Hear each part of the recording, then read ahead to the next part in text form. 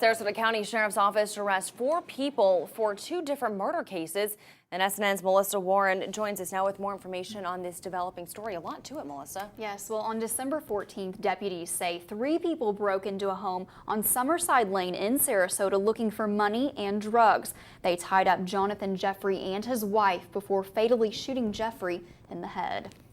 We believe at this point that Mr. Jeffrey was targeted by the suspects because he bragged about cash and drugs on social media, photos, things like that, and apparently just got under somebody's skin and they targeted him specifically for that, which just makes it more senseless because basically they stole cash, cell phones, and an Xbox. So a man was killed for a couple $100s and a video game.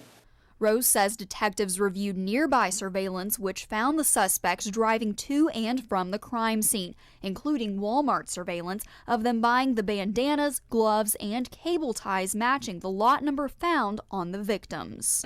And one of our deputies knew the Mitsubishi involved because he had recently stopped the driver of that vehicle. So we had a name to go on pretty early on after the murder. That name was Christian Theodore of Sarasota, who is now charged with second-degree murder. And his girlfriend, Azalea Mendoza, is charged with accessory to homicide after driving Theodore's car at the time. And Byron Jones of St. Petersburg is also charged with principal to second-degree murder.